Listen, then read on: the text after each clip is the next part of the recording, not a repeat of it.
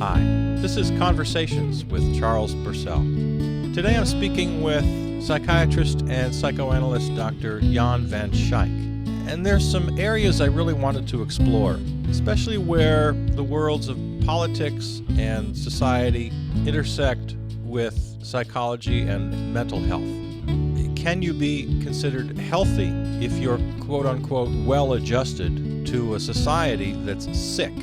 Or is it better to take the political solution over the mental health solution? We started the conversation with Jan's story of his own political activism, and as he attributes it, triggered by his father's story under the Nazis. So it's an interesting connection, and that's where we start. My dad was working on a barge, and I'm from the Netherlands, and he was working on a barge in April 1940 in Germany, and they were hauling stuff from down the Rhine River to Holland. And so he goes into a butcher shop, I believe, and he's buying provisions for the barge. And the butcher says to him, "Gee, you speak German with a funny accent." And so my dad says, yeah, I'm from Holland. And the guy says, "Don't worry, pretty soon we're going to liberate you from your queen." So, What year did you say this is? April 1940. Okay. Right before the Germans invaded the Netherlands. Okay. So my dad, being kind of a young firebrand, he was like 19 years old, pounded his fist on the table and said, "We don't need Hitler's goddamn liberation." Wow. So he goes back to the barge, and later the police pick him up. And for that, they threw him in jail for 16 months. Oh, man.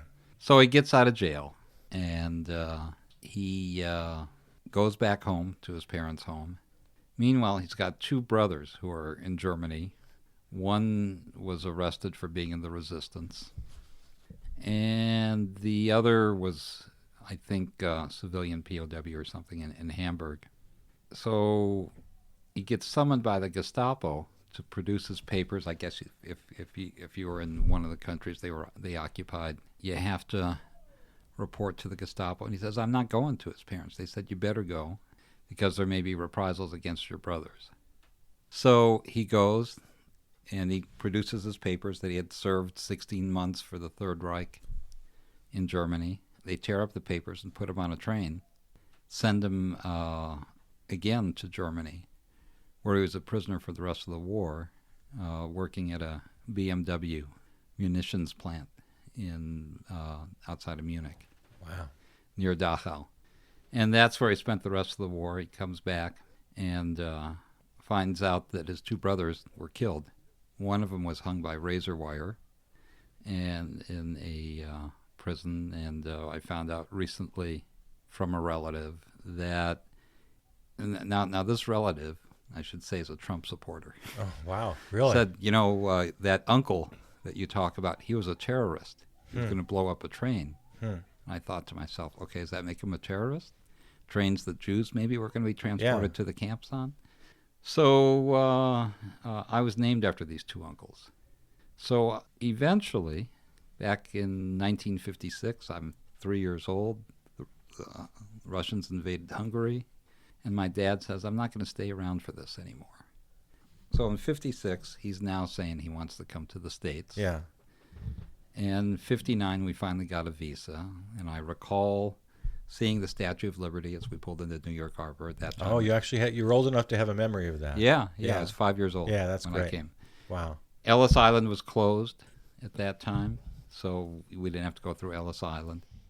But I have a very distinct memory of coming to the United States. Wow. So now your dad got into this trouble just because he was, kind of a loudmouth. I mean, speaking his mind and saying, "Look, we don't need, this. I mean, this, to call it liberation, right, is oxymoronic, right? Of course, it's kind of like the fake news, like calling your uncle a terrorist. He was a freedom fighter, or protecting his own country. Yeah. So was your dad Jewish? Nope. He was Dutch Reformed. My mother was Catholic. It was just because he spoke out. just because he spoke out. And you're very familiar with this family history. I've your heard folks didn't keep you from anything, and you're old enough to remember some of it. I'm able to remember some of it. So when this recent election happened, you felt it. I felt it very viscerally in my gut, and I was concerned. And I thought, well, I'm going to get somewhat politically active, but I wasn't terribly interested in being politically active. But one day, last summer, I'm listening to the radio, and I'm hearing there's going to be a town hall here in Milwaukee at which Trump was going to speak, and it was hosted by Fox News. So I called. I said, can I come? I have a question I'd like to ask the candidate. And Margot, my wife, I said, do you want to go? And she said, no, not really. I said, will you go? Because I was at work, and the town hall was going to begin at 6. I said, why don't you save me a seat? She goes there at 3, holds me a seat. I get there at 5, an hour before the event, and they said, sorry, the venue's full, and they were taking in people off the street. Oh. It's because he likes to, he's all about numbers. He doesn't want to play to an empty crowd. He famously had invitation-only events. Yeah. Was this invitation only? Did you have to? Yep, I had to have a ticket. You had to call to get I had a ticket. to have a ticket. So I had had a to ticket. download the ticket from Fox News. So you had one in your hand. I spoke to a representative of Fox News. I said, I'd like to ask the candidate a question. But they wouldn't let you in because they said it's full. It was. And I produced this ticket. I said, my wife has got a seat next to her. They just said you got there too late. That they gave away your It was seat? an hour. Yeah. Okay. And what I found out was when it wasn't filling up, they were just letting people in off the street. Yeah. So he could say that he played to a packed house. Right. So did you have to have your question pre-approved? Well, here's the thing. I said, can I ask questions? I was at the Pabst Theater. He said, of course, it's a town hall. So I get there. It's an interview with Sean Hannity. It was not a town hall at all. He was being asked softball questions. I mean, that's what my wife told me later. I never got into the venue, so I'm standing outside waiting for her. And these 3 women are out there, blonde, middle-aged women in their 50s. And they were lamenting the fact that they couldn't get in. They were ticket holders, too. And I said, I was sorry I couldn't get in. And we struck up a conversation. And they said, so why are you here? I said, well, I wanted to ask him a question. They said, great. I'm glad you got a question for the Donald. You're obviously Trump supporters. Oh, okay. So they said, what's your question? So I had it all typed out.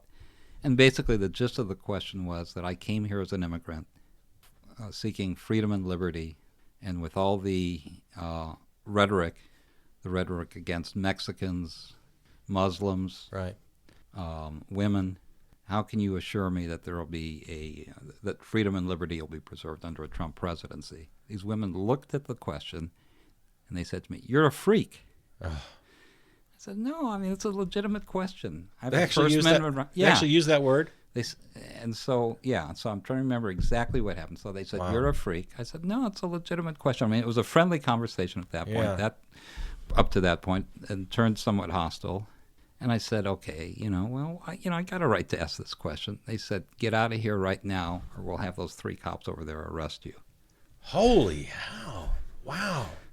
And I thought, I can't stomach this. My father was arrested over a freedom of speech issue. Boy, that must just I was threatened with arrest, and that's when I got politically active. Yeah. So that's how it happened for me. Yeah, to have that almost like a reenactment of your father's story. Yeah. That must have just really cut hard. So then you attempted to have because you and I are Facebook friends, and I'd never seen you post political posts before. You asked your question online. You submitted an op-ed? Submitted an op-ed to the Washington Post, New York Times, any place where I could get it to be published. I made a video about my story. To tell that story, and gave talks about it at the Unitarian Church. Oh, you did? Yeah. Okay. So you got your story out there a little bit. Yeah. I started canvassing. And working. It's not so much that I was crazy about Hillary Clinton, but I was interested in not having Trump as president. Yeah. So obviously this is all before the election. And then the election happens, and I know We haven't said this yet in our public conversation here. You're a psychiatrist. Right. A psychiatrist and a psychoanalyst. And a psychoanalyst. Okay. And I identify more with being a psychoanalyst than a psychiatrist. I always just think of the two, psychiatrist and psychologist. But there's a psychoanalyst. How is that different from the other two? Okay. So a psychoanalysis is a special training. Layman's explanation. Yeah. I'll try to make it as simple as possible. Okay. Special training that happens once you get, now this may sound a little bit not like a layman term, but a terminal degree. Doesn't mean that you're going to be terminated. And those of us in the arts know what a terminal degree is also. It's the highest degree that you could get in your field. Right. So if you're a psychologist, you have to have a doctorate in psychology. Right. If you're a social worker, you have to have at least an MSW. Yeah. And if you're a physician, you have to have completed a psychiatric residency. Right. Then you can begin an analytic training, and it's a specialized training for about 7 years. Oh, okay. Where basically the gist of the training is to try to understand human behavior by going deep into trying to understand what's going on in the unconscious, what makes us tick at a very deep psychological level. Okay. And so there's a theory behind it. It's also a practice. It's the most intensive form of psychotherapy that people do, usually several times a week for a number of years. So it's the old tradition of laying on the couch, like you've seen in the movies. Okay. And it's still around, and it's a very, it's probably the most in-depth study of the human psyche that would be possible. So this is connected with the politics, because one of the things when I was in my own psychoanalysis, I was struck by this paper that I once read that said the most important it was a paper about transgenerational transmission of trauma. Now, that's a lot for a layman to absorb, but basically, sometimes what happens in previous generations through the attitudes that are conveyed to you by your family, it influences how you are. So this paper began with the sentence, it was a scientific paper, with a quote from a patient that said, the most important event in my life occurred before I was born. Okay, yeah. And so for me, the most important event in my life was what happened during World War II, the Holocaust, the remnants of the Holocaust. I felt a very strong connection to that whole experience, and the way my mother's personality was altered by that, the way my father's personality was altered by that, that was transmitted to me in the attitudes they taught to me. Mm-hmm. I was very interested in integrity, freedom, and trying to be against oppression.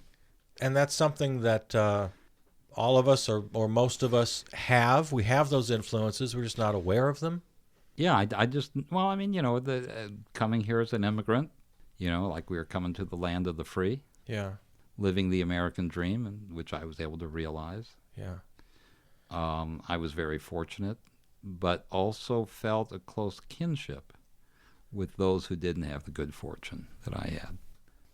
There's a great scene in Annie Hall. Yeah. Where they're at a party. Diane Keaton, Annie Hall, played by Diane Keaton, and of course Woody Allen. And he goes and hides in the bedroom and was watching a basketball game. Yep. She comes in and finds him and says, "Come back to the party. What are you doing in here?" And he just couldn't stand it because all of these sort of elites were there and editors of magazines.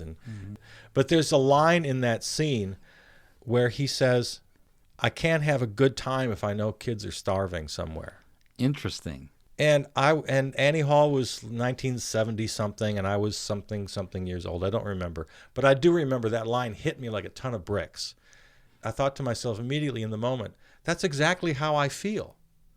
I remember friends writing in my yearbook. Yeah. More than one girl especially who I really liked. I would be getting this advice about don't be so serious. Try to have more fun. And I remember reading this and hearing this advice from my friends and thinking, well, I'm a relatively happy person. I don't need your unsolicited advice. But I wasn't a big yuck party guy. And that line in Annie Hall resonated with me. It's like, who am I to go out and just laugh it up while there's so much suffering in the world?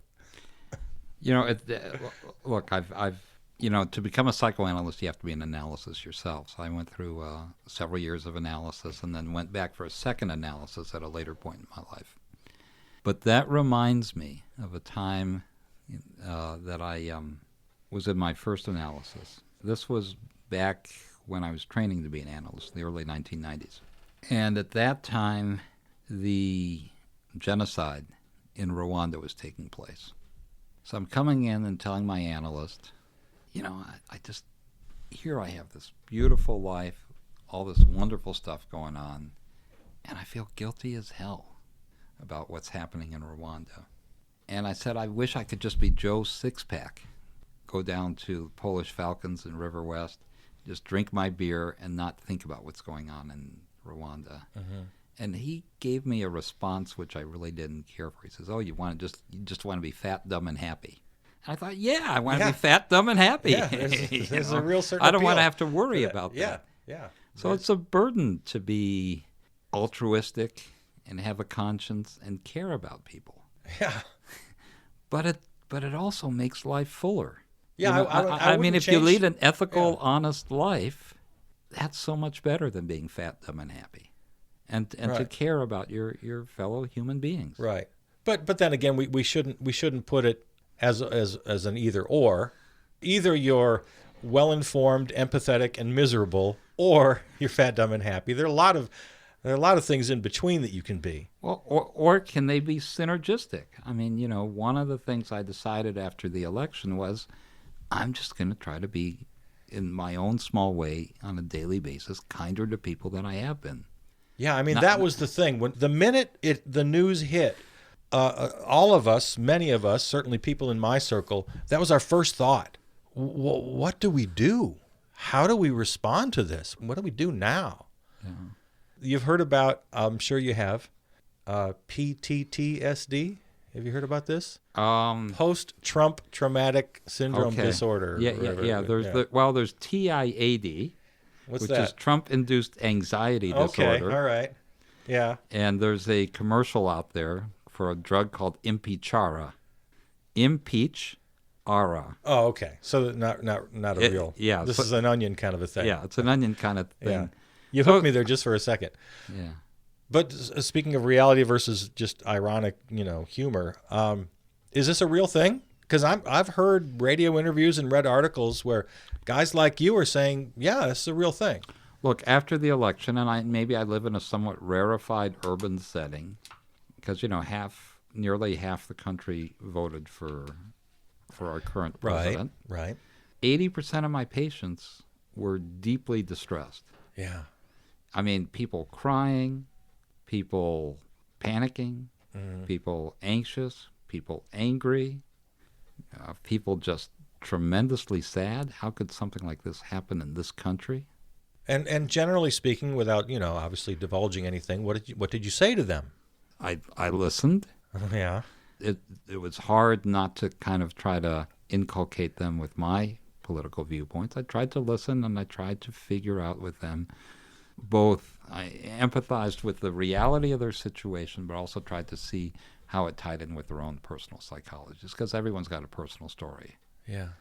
For me, it was I was bullied a lot as a kid, and so I saw him very much as a bully, and that's a psychological reason for my activism. I was finally able to stand up to the bully, and that's particular to your. Right, and other people reaction. have other things. I still haven't figured this one out, but honesty and integrity. I mean, many people can say, okay, we believe in honesty, but the constant daily lying just really sticks in my craw. And I have some personal reasons for that in terms of things happening in my family, but I haven't figured that one out completely. Yeah. Well, I've certainly made no secret about it in my podcasts or anywhere else, about how I feel about it. We could go on and on and on about that. But I have been kind of flummoxed as to how I should respond. I'll tell you the only answer I came up with, just to do what I do the best I can and to be honest about how I feel about it. So, I mean, I have little to no power, but what power I do have, I'm going to use. Well, that's part of it for me, too. I felt so powerless. Yeah. And then there's the other issue, and this kind of comes into your profession as well. What you say to your patients. there's this rift between friends and between, even within families. Yeah. And I still haven't decided how I feel about that. I don't want to necessarily, quote unquote, get along with people who are spouting really evil things. But they don't see themselves as spouting evil things. Right. They see the left as evil. I mean, it's right. And I try to make the point, it's not about right and left. It's about honesty, integrity, empathy, compassion, altruism. Those are the things that I think, some of the things the president lacks, and the sense of grandiosity that goes along with it. Yeah, but there's also just plain old facts versus not facts and right versus wrong. There's a thing that's been out, things go viral. In the last couple days, I've seen this television ad by, I think, Heineken. Have you seen this thing?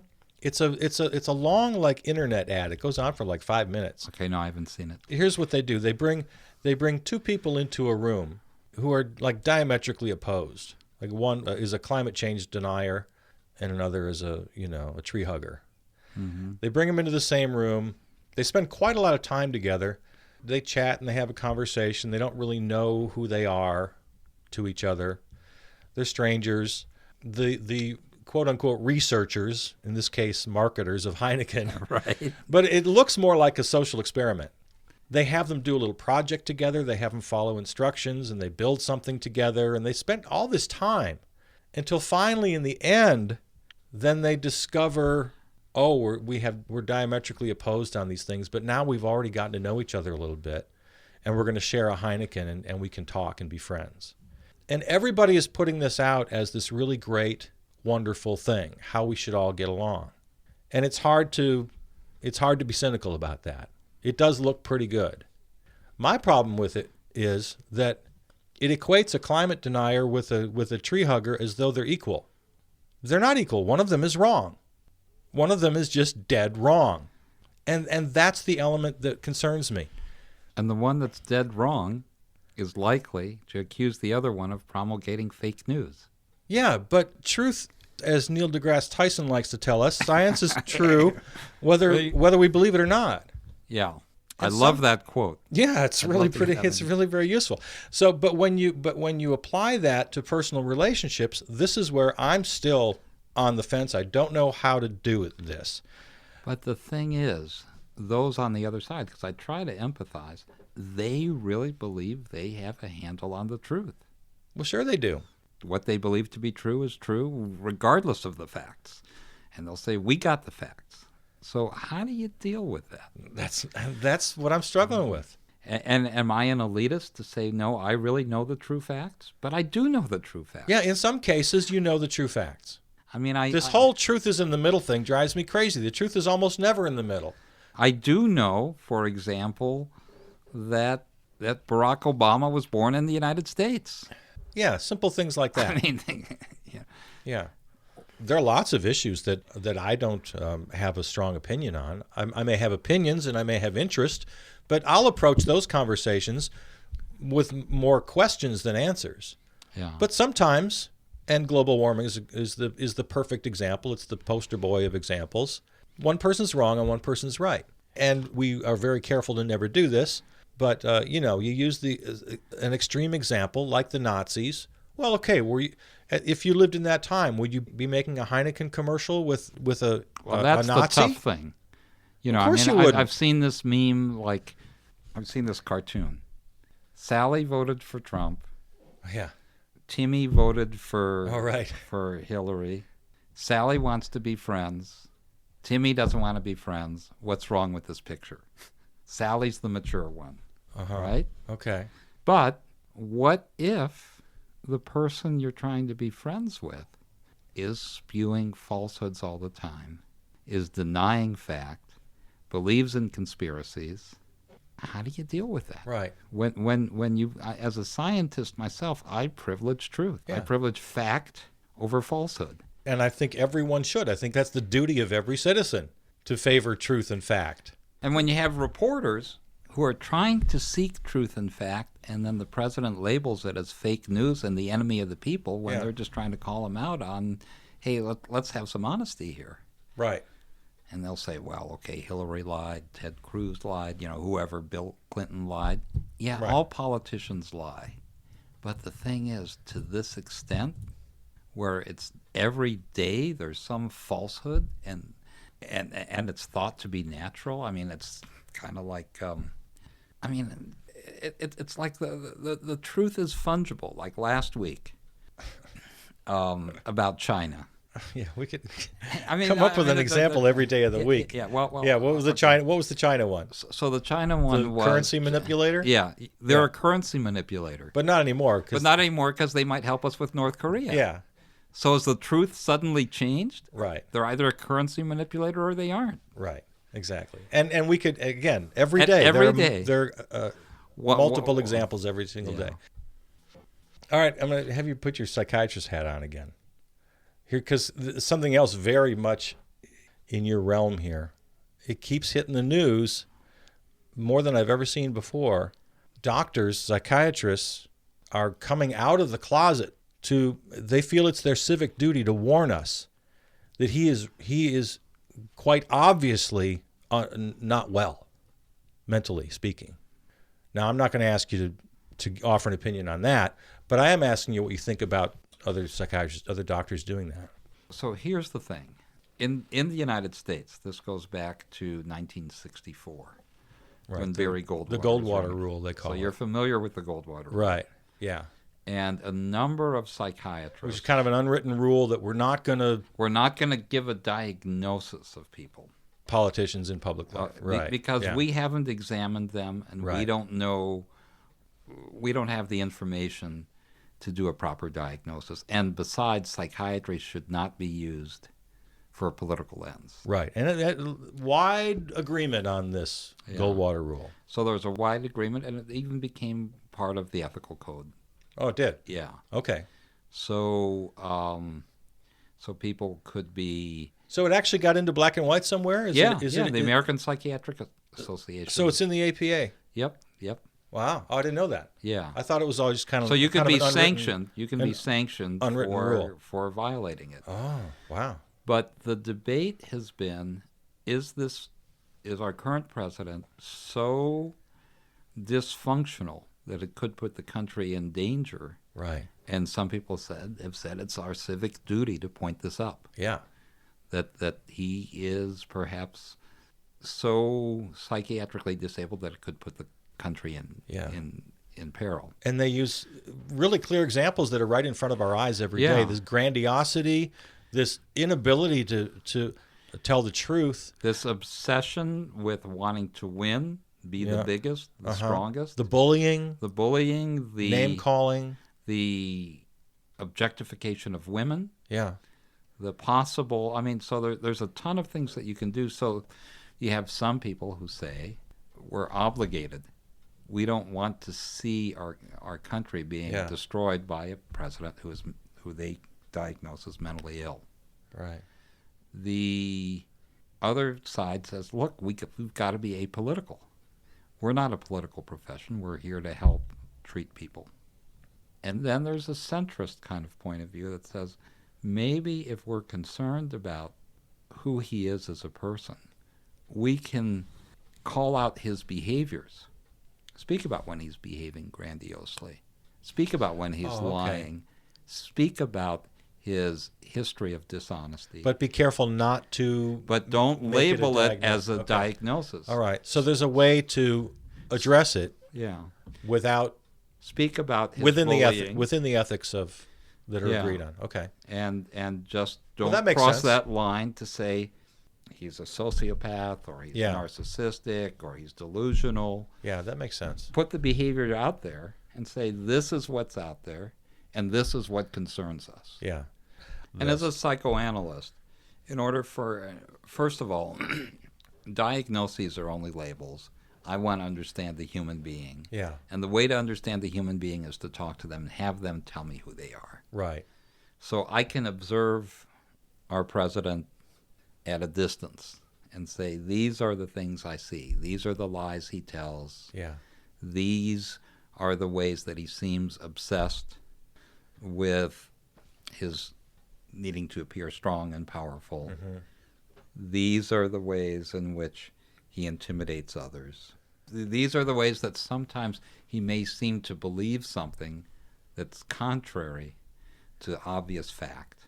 But a lot of times it doesn't look like he's lying. It looks like he believes it. And again, I can't, like you said, I can't tell that. I can't get inside his head. I don't know that. On Inauguration Day, the clouds cleared up. It stopped raining when it was raining. Yeah. I've had the biggest crowds ever. Right. And then even after the photographs, he has an interview, and he makes a point when the interview is over to drag the reporter over to some photos where he was trying to he brings it up again and trying to convince, looking at the actual photos. So is he lying, or is he trying to convince himself, or does he believe it? That's where somebody like me, a complete late person, thinks, I don't think he's lying. I think he actually believes it. So there's that. I'm going to give you two other things. Number one, I saw recently an interview that he did with Charlie Rose. Yeah. Charlie Rose does a full 1 hour program. Yep. And he'll often have the guest on for the full hour. I watched him for a full hour. This interview was from like 15, 20 years ago. I'm telling you, a completely different person than we see now. Coherent, complete sentences, just made perfect sense, articulate, seemed pretty smart. Just a completely different person than we see today. That was startling to me. And knowing that his father, Fred, suffered from Alzheimer's makes me think, layman, again, I'm a layman. It kind of just seems obvious to me that he's degenerated over the years. So here's the thing. There are some mental health professionals that are saying what you're saying. Could this be a degeneration? Could this be related to aging? Could it be Alzheimer's? But we don't know. So some are advocating, which will never happen, that he be asked to have a thorough medical neuropsychiatric evaluation to look at all of these behaviors. There is a clause in the 25th Amendment that says if the president isn't fit to serve. Yeah. But I don't think the public will ever go for it. And so people have been written. There's a whole Facebook group called Duty to Warn. Duty to Warn. Okay. And that comes from there's a principle in mental health that if someone poses a danger, you can violate confidentiality and warn the potential victim. So it's a legal standard, duty to warn. So if I'm seeing a patient and everything they tell me is confidential, but they then tell me, I'm going to go home, I'm just so pissed off at my girlfriend, I'm going to go kill her. Mm-hmm. At that point, I have a duty to warn. And in fact, that was, there was a court case, the Tarasov decision, that created the standard for duty to warn, that if someone else is in danger, there's a duty to warn. So this group called Duty to Warn is saying we have a duty to warn the public of the United States that this man poses a danger. Now, the other side can say it's just politically motivated, it's exaggerated, and is it, The 25th Amendment gives the power to some particular positions, members of the cabinet, right? To say leaders of Congress, right? There are a handful of people who can invoke the 25th Amendment. Yeah, and it's kind of similar to what happened in Israel when Ariel Sharon went into a coma, and at a certain point they invoked, after he was in coma for a while, he's not fit to serve as prime minister. Right. Well, what if it's something in a more gray area? Yeah. A person may or may not have a mental illness, but they're mentally impaired. And so I can't diagnose that, but the group Duty to Warn says, is there some way we can have the president evaluated to determine whether he's fit to serve? And, many people have raised the question, could he be having a form of dementia? Alzheimer's is the most common form of dementia. We don't know. Does he need to be evaluated? I mean, that interview that he had with, I think it was Julie Pace with Associated Press. He was the AP interview, yeah. And he did just was yesterday. Was it just a bad day, or was it just... And just yesterday with another one with Reuters. I think it was Reuters, and that's when he said, gee, this is a tougher job than I thought it would be. And the AP one where he just kind of went off on tangents, they released the full transcript, and he interrupted himself to ask her if she wanted a Coke. Mm-hmm. just weird things. So I'm afraid that it is dangerous. We're literally in danger. So here's the pragmatic question. Can he make really good, thoughtful decisions if he's focused on his own self-image? I mean, like, okay, it's the story of the day today is Korea. Right. Kim Jong-un is someone who wants very much to maintain his power and will do almost anything to maintain his power. And he wants to maintain his self-image, as does our president. So could our president, if it's going to get him popularity or ratings, because he cares so much about his self-image, could that push him more in the direction of war with North Korea rather than thinking, what is the most pragmatic solution with North Korea? Well, is he going to be unconsciously influenced by maintaining his self-image or appearing strong?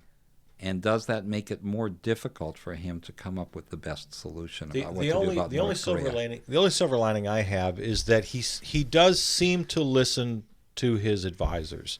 And as much as I might disagree with the people in power in Washington, in those seats of power, Secretary of State and Secretary of Defense and all that, I'm on the other side politically. But I believe they're rational, sane people. Some. Mattis and the rest of them. They all seem to agree that Kim Jong-un is ruthless and rational. And our guy is ruthless and very capable of being totally irrational. Hopefully, he's rational most of the time. As my relatives in Poland said when they found out about who won the election, they said, we're deeply distressed, but hopefully he has wise counselors. That was their way of... Yes, wise counselor. And again... And so maybe they can... That's my hope. They can bring rationality to him, but he's also a very powerful individual who gets what he wants often. Yeah.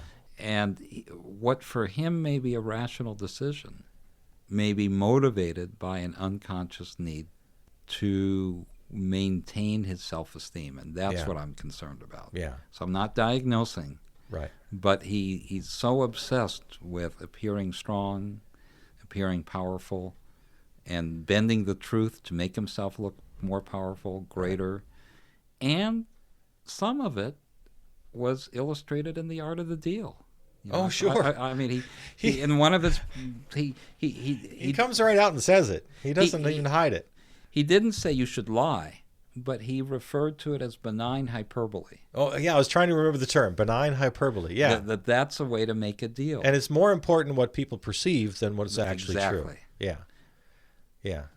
And so that's what concerns me. But when you're dealing in global affairs, if a person can't trust you, how can they negotiate effectively with you? If they know that you're lying or engaging in hyperbole and that you're doing this without any conception of, like if you're going to promise us something, how do we know you're going to live up to that promise? And even more scary is, as we know through history, that a single incident mishandled can just create an entire shitstorm. And so that worries me too. Before I let you go, there's something I'm just dying to ask you about. Sure. That I actually, when I asked you to be on the show, I mentioned, and we haven't really talked about it. And that is the idea that I don't have the exact quote in front of me. Here, I'm gonna find it on my phone. Is this the article you sent me? It's about being healthy in a sick society. There were a couple of different quotes. This is actually an Albert Einstein quote. To be well in a profoundly sick society, one must contribute to the healing of that society. Yeah, to adjust to a sick society shouldn't be your goal. And I just love to have your opinion on this article that I recommended you read. And I did read it. I found it interesting that depression and other forms of mental health problems really oftentimes maybe there are political solutions, or there should be political solutions. Human experience is very, very complex and multifaceted. So one way that I can kind of think of this in more traditional psychiatric terminology is there's a guy by the name of Engel who came up with the biopsychosocial model of psychiatry. And he was saying that this is what makes psychiatry different than other branches of medicine, because we focus on the biological. The article you were talking about, the author was upset that there was, everything can be fixed with chemicals. What was the saying from DuPont or something? Better life through better chemistry. Chemistry, and the author of that article clearly was trying to say, look, it's not a chemical solution alone. And he was careful to say alone. Yeah. He didn't discount it entirely at all. Yeah. I mean, at first it sounded like he was discounting it. Yeah. And he was pointing up the social. Right. And it seemed like he had an axe to grind about the social. And there's the psychological in terms of, and this is what psychoanalysis focuses in on the most, in terms of how does our personality develop in the crucible of our environment. Not necessarily the social environment, but our family environment. How does that shape us? And then you put them all together, and that's what determines our satisfaction with life. Yeah, so if your house burns down and you are out on the street and people treat you differently because you look homeless, that's going to make you unhappy. And if the color of your skin is black, that's going to make you even more unhappy. And by the way, if you speak with a Spanish accent, are you one of them damn illegals? Mm-hmm. Mm-hmm. So it may be perfectly normal for you to feel unhappy in that social situation. Right. But what else is there going on? What does that do to your brain chemistry? What if you have some brain chemistry that helps, that let's say if you're schizophrenic, that causes you maybe more easily to be homeless? So that's that's where biology comes in. And what if you had parents that taught you you're a piece of shit? You might grow up living out that script and be in a shitty social situation because you don't feel you don't deserve anything better. So they all come together. Right. And sometimes the social factors are stronger. Sometimes the biological factors are stronger. Sometimes the psychological factors are stronger. And they mutually influence one another. Maybe the parent who told you you were a piece of shit feels that way because they grew up in a sick society, you see. Mm-hmm. I mean, what if that person had a parent who died and they were put out on the streets and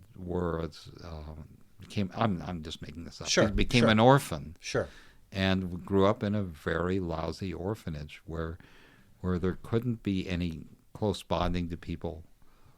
So they're a social situation, not having a society that would support good foster care, finding adoptive parents, hypothetically, could cause that person. So it's a sick society in a sense. Right. But that person then develops self-hatred. Yeah. And might pass that on psychologically to their children. Sure. And now there's a whole new science called epigenetics that we can alter our DNA through experience and what we pass on. Yeah, I've read about this. And it's a very nascent early science. I'm not sure how strong an influence it is. Mm-hmm. I was very skeptical of it at first, but there does seem to be some scientific support for it. So our psychology can even influence not only our day-to-day biology, but the biology that we pass on. Yeah, yeah.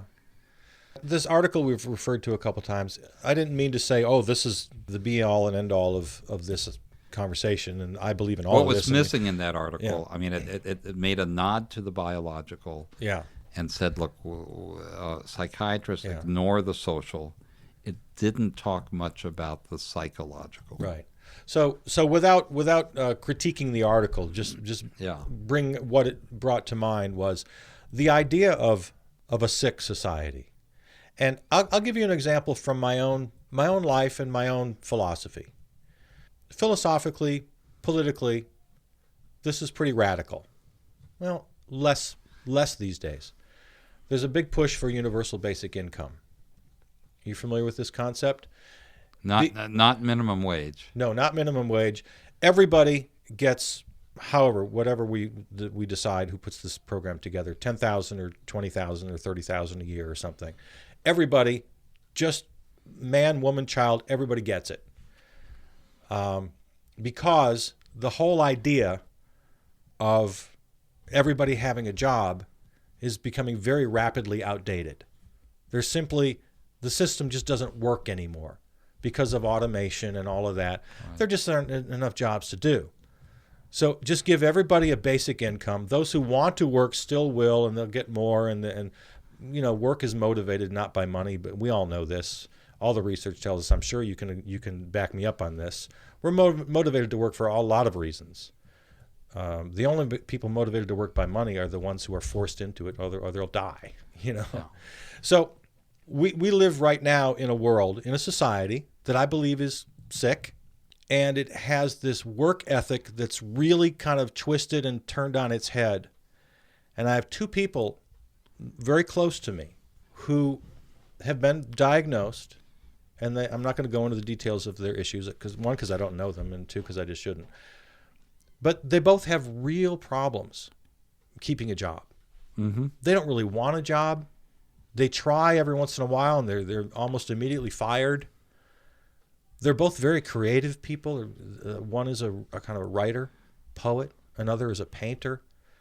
And if we lived in a world that just accepted them for what they were, and if we lived in a world, in a political world, that took care of their needs, I'm guessing they'd be probably pretty happy. But in the society we live in now, they're diagnosed with an illness, and they suffer trying to fit in to a system that I believe is fucked up. Yeah, I can see that. You know, I mean, my wife had lived on a tiny island in Iceland, and there are some peculiar people there. And I'm not using peculiar in a pejorative sense, but people who follow the beat of a different drummer and can't hold down a job. And the town knows about it, and they treat them well, and they treat them with dignity and respect. And so there might be some... but there's going to be pushback, obviously, from people saying, well, are you just empowering laziness? Right.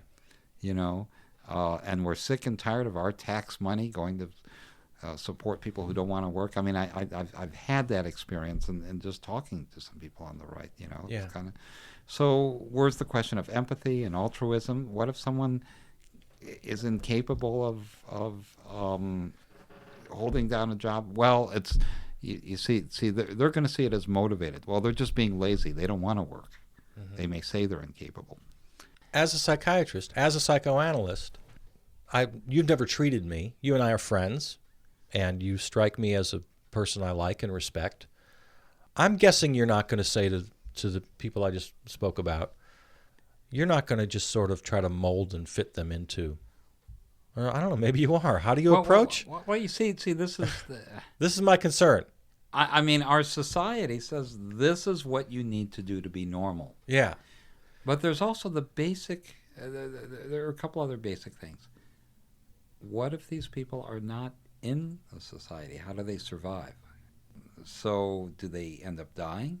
They can't take care of themselves. Yeah. And do we have compassion? But since we live in a social structure, do we have compassion? But there's another thing that I'm looking at with this.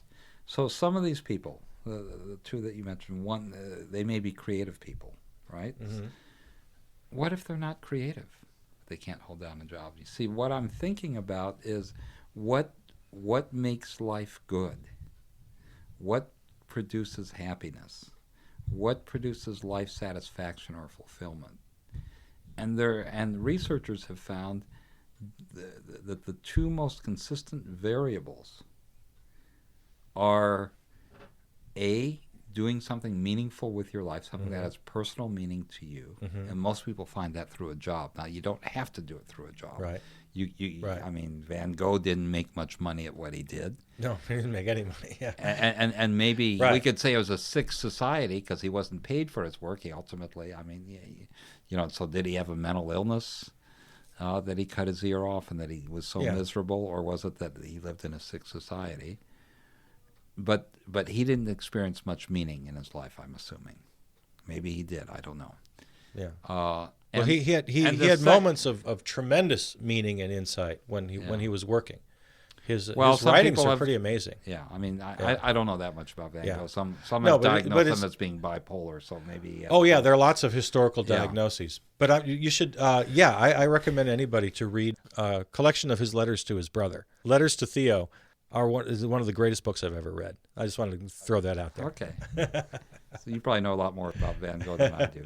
but no, I get your point. I know a lot about Freud. Okay. And so one of the biggest quotes from Freud is when someone's asked, what makes a happy person, or what are you trying to accomplish as a psychoanalyst in your work? And he gave the answer, it's not in his written work, but it has been quoted, the ability to love and to work. Okay. Now, we can say he grew up in Victorian Vienna with a strong work ethic, but if you take work more generally, it's the ability to do something that gives you meaning. And the modern research on happiness looks at having meaningful relationships and having something that gives your life personal meaning. Yes. And I should backtrack a little bit, because the two strongest variables that create happiness. I didn't make it clear, but I want to make sure you know that I have nothing but the greatest admiration for work. It's jobs that I have a problem with. It's having to have a paid job, having to be part of this kind of upside down system. Actual work, I think, is in our bones. So this article talked about a sick society. So maybe what you're saying is there's a job is a social construct. Yes. Work is not a social construct. Work is in our bones. Yeah. Gallup, a couple of years ago. You want to guess how many Americans were dissatisfied with their jobs, according to Gallup poll? 70%. Okay, I was going to say 80%. Oh, really? But I don't know what the facts are. It's still crazy high. Yeah. Yeah. And that's jobs versus work, and we should make that clear in this. Yeah. So my concern is that people in your profession might just accept society the way it is. They're not political necessarily. And in helping their patients, they help to just fit them in to whatever society we all live in. Whereas the political person works on the other end of the scale. By the way, I found that quote. It is no measure of health to be well adjusted to a profoundly sick society. And that's Einstein. The first one I read was Einstein. This is somebody named Jiddu Krishnamurti, yes. who I don't know. I don't know either, but I remember reading his name. But that's really what we've been talking about. And again, it is no measure of health to be well adjusted to a profoundly sick society. So that's a tightrope you have to walk as a professional. And you have patients, and you don't want to be in the position where you're just kind of helping them fit into a really bad situation. That's like saying, I'll help you to be brave enough to run back into the burning house. There is a concept within psychoanalysis by a guy named Winnicott. He coined the term the true self. And that, basically the idea that we make false self-adaptations to fit in. And that can be deadening for our joy and experience of life. Right. So, and there's this tension, because to fit in, to be able to survive, you have to make compromises. But at your core, can you still feel that your individuality, your uniqueness has some value and some worth? Your authenticity, to use a word that's used a lot. I'll tell you from my personal life, I got that advice more times than I could count. What advice is that? To, quote unquote, play the game. Always getting advice about how I should behave if I wanted to have a career or get a particular job. And it was always advice about how to play the game was kind of at the center of everything. And I was naturally rebellious and kind of rejected most of that advice. Well, playing the game might be inauthentic. Yeah. But, I was once going to give a lecture about the A's of psychoanalysis, and authenticity was one of them. Agency was one, aggression, altruism, all things, affectivity, meaning emotion and feeling. But I'm thinking about this now. There's also the question of how do you be authentic and be yourself, but also altruistically loving to someone and being able to accept them, and can you do that in a way where you're not just playing a game and you're faking it? That suggests that authenticity is equivalent to selfishness, and I don't think that's the case. I think you can be authentically altruistic. Authentically loving. Sure. Right? Yeah, I think they go hand in hand. So then you might compromise or still be you at your core self, but try to compromise for the sake of the others sometimes? Oh, yeah, I'm not discounting compromise. And that's not necessarily playing a game. Or to try to find a synergistic solution that works for both of you, if it's in a friendship or a relationship or a job. And this opens up something way bigger than we have time for, but we've already sort of touched on it. It also brings to mind the role of the artist in society.